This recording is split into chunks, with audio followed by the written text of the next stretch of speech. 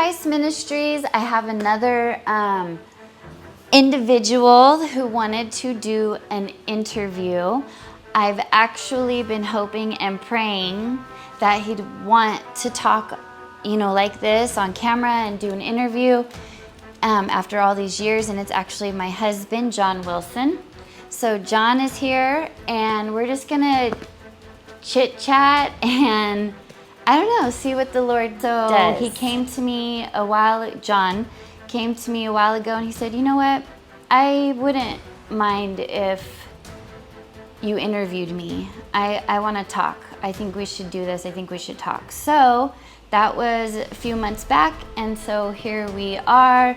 And I don't know what we're going to do or what we're going to say, but we're going to try this. So we welcome you all in to be here with us. This is our home.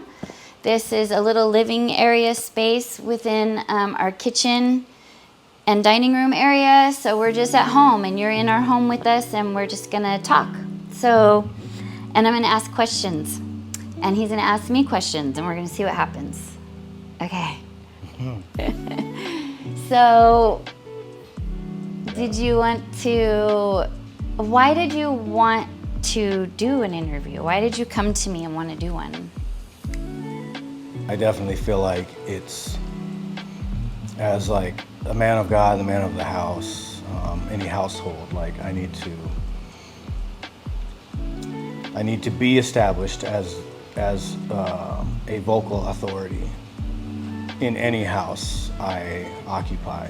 Like that's primary. And so there's some level for me of conviction like throughout my life where I don't know that I've advocated for myself very well, and I feel like I've forfeited that authority.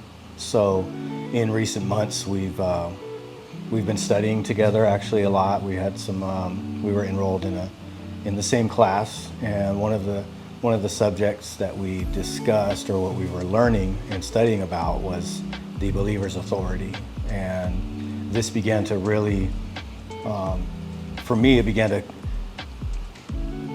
really further and like give me that I do need to be vocal, because in that context that I described, where I need to be a vocal authority in the household I occupy, we studied about how in the beginning, like Adam gave up his authority to the enemy. Yeah.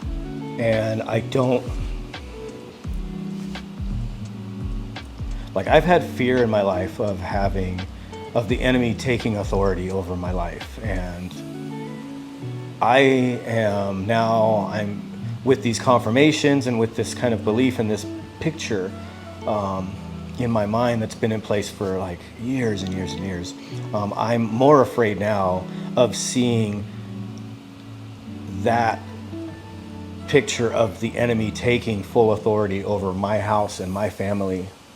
I'm more afraid of that than I am of speaking and maybe saying something that doesn't sound like it's fully formulated, like if I'm just talking out loud and thinking out a process of describing how I feel or what I think, or asking of my family certain things, or trying to attempt to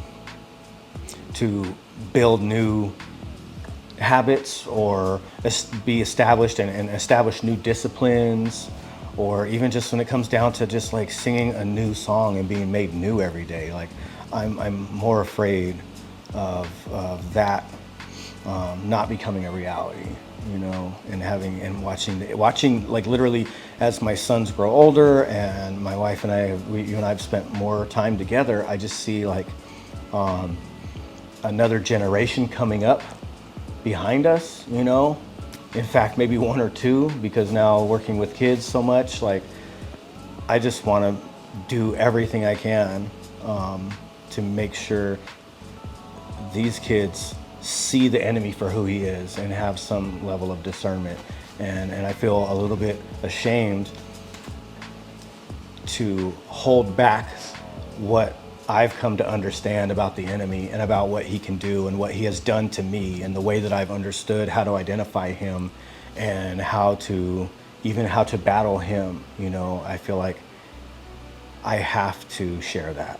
Like I can't not share that because there's nothing I won't submit for the kingdom.